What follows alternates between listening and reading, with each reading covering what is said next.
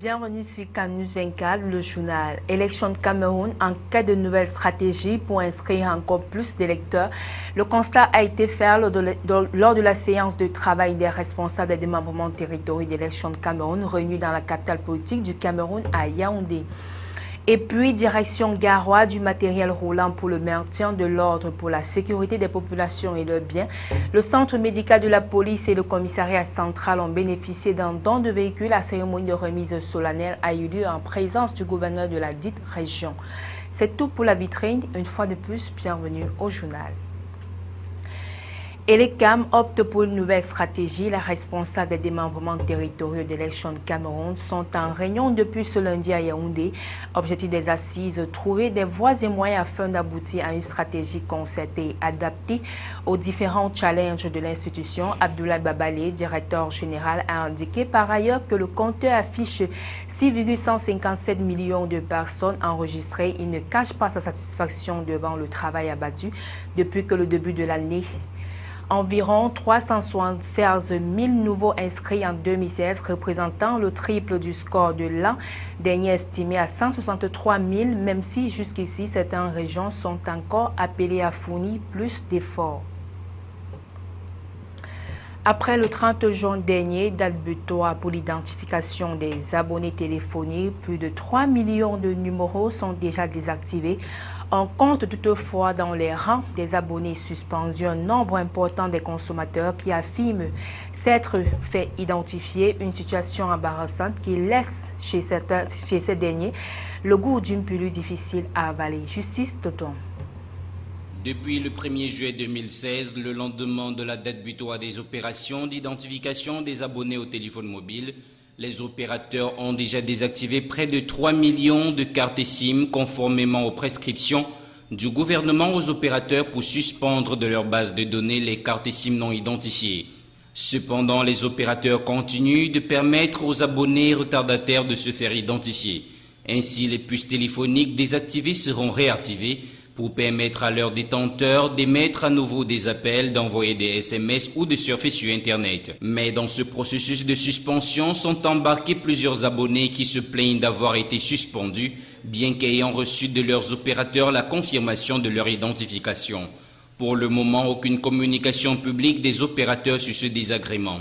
Une situation embarrassante dans laquelle se trouvent plusieurs abonnés et qui déclarent au micro l'incompétence de leurs fournisseurs à gérer leur base de données. Les opérateurs en question, chacun en ce qui le concerne, devraient se pencher sur ces suspensions de lignes dont l'explication reste toujours attendue. Santé, lutte contre la lèpre, le Cameroun vient de recevoir la visite de Yoi Sasakawa, ambassadeur de bonne volonté de l'OMS pour l'élimination de la lèpre et par ailleurs président de la Nippon Foundation pendant sa visite de travail qui a duré une semaine et qui s'est achevée ce 11 juin 2016. L'ambassadeur a touché du doigt la situation de la prise en charge de la maladie qui a sémé la terreur pendant des milliers d'années au Cameroun. Comme par ailleurs, il a aussi apprécié les efforts fournis par le gouvernement camerounais et les difficultés rencontrées sur le terrain dans la prise en charge de cette maladie qui reste endémique dans 12 districts de santé au Cameroun. Le point avec Jean-Pierre Bitongo, Ghislain Kongan.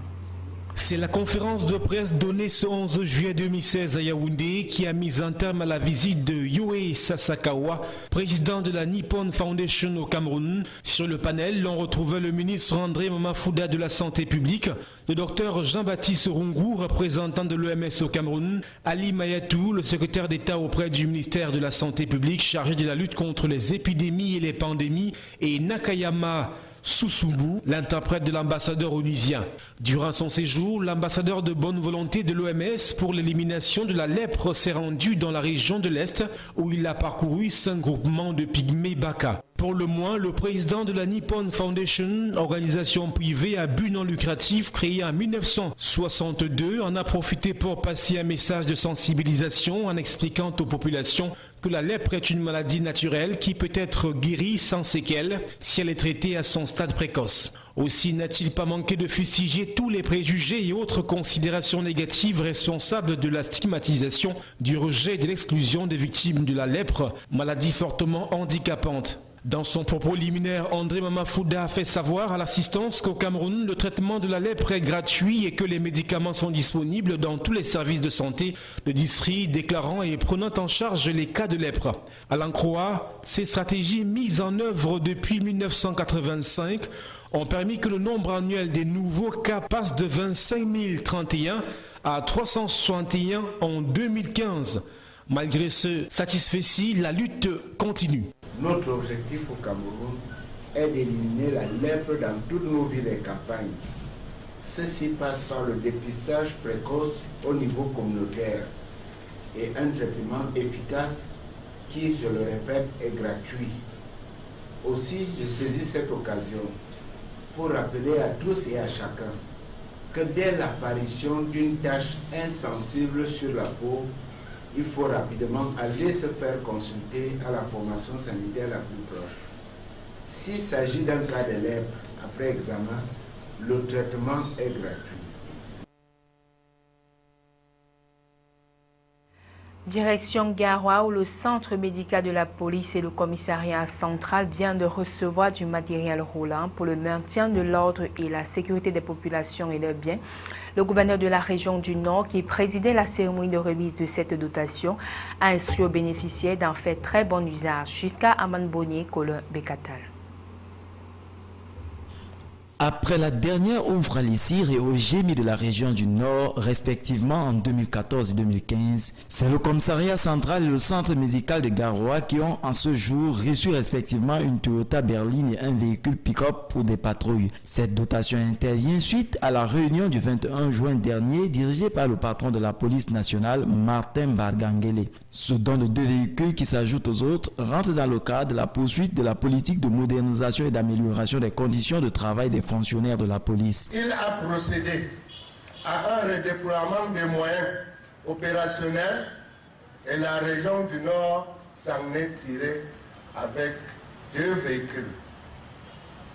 Un véhicule Toyota berline pour le centre médical de la Sûreté nationale, un véhicule pick-up pour les patrouilles du commissariat central de la ville de Garoua.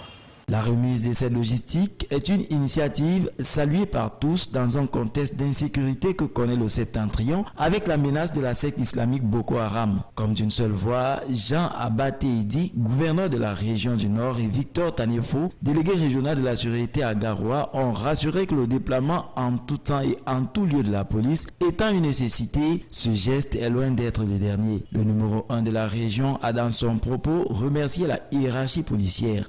Il a par la suite attiré l'attention de son auditoire sur le bon usage de ce nouveau matériel.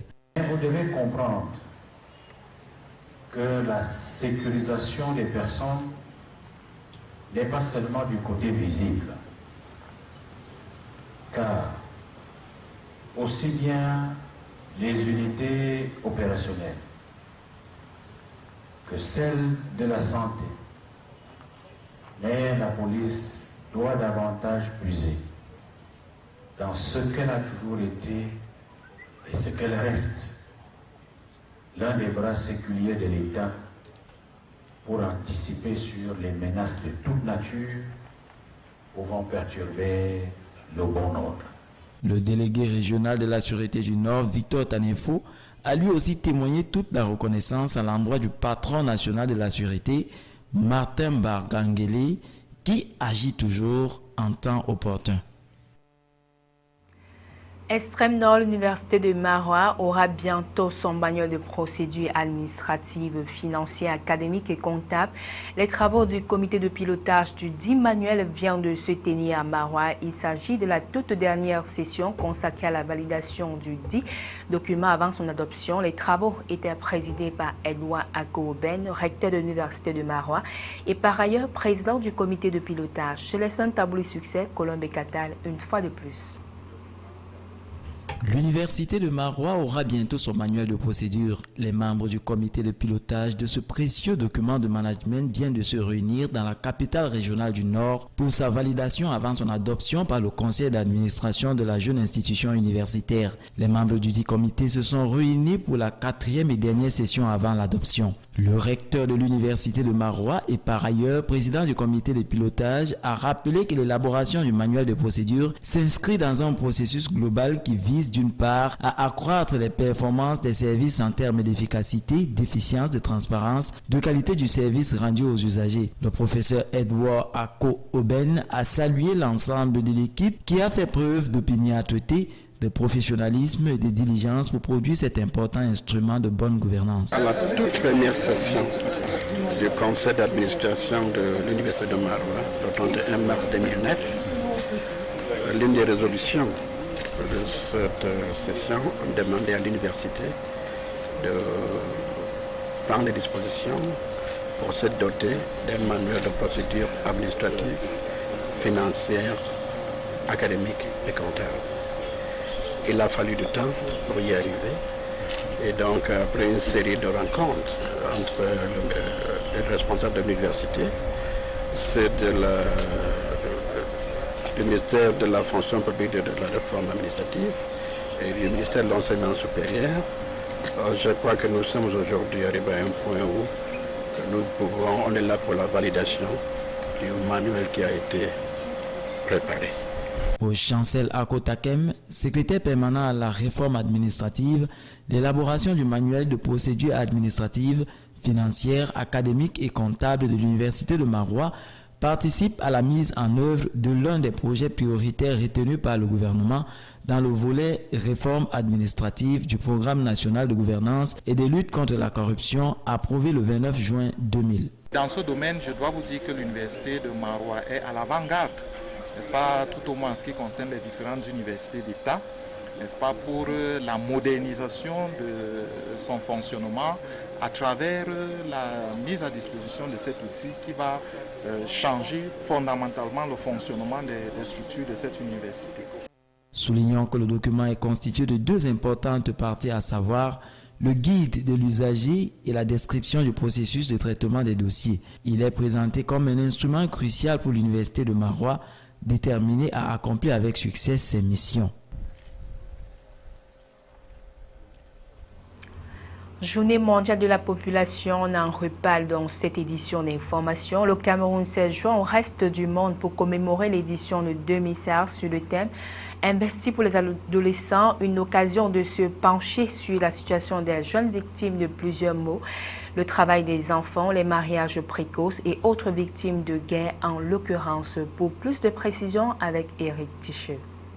Cette interpellation des gouvernants a investi dans l'adolescence choisie pour commémorer l'édition 2016 de la Journée mondiale des populations réaffirme ici le droit du peuple à la planification de leur famille en encourageant les activités, les événements et les informations qui aideront à rendre ce droit réel, particulièrement pour ceux qui ont souvent le plus de difficultés à obtenir des informations et des services, ainsi que pour les populations marginalisées et les jeunes. Au Cameroun, comme dans d'autres pays africains, les jeunes filles et les femmes sont celles qui subissent le plus des actes de violence et de violation des droits humains. C'est la raison pour laquelle, dans son mot de circonstance, la directrice exécutive du Fonds des Nations Unies pour la population précise que chaque femme et chaque fille est un être humain unique et précieux qui a droit à jouir de chances égales et des droits de la personne universellement reconnue, où qu'elle soit née et où qu'elle vive.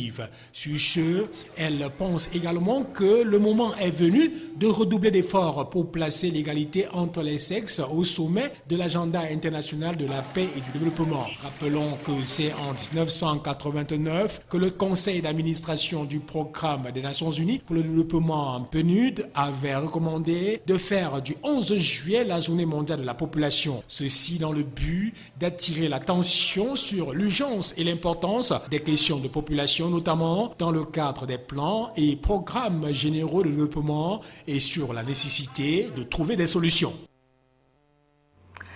Voilà qui met un terme à ce journal sur CamNews 24. Merci à tous de l'avoir suivi.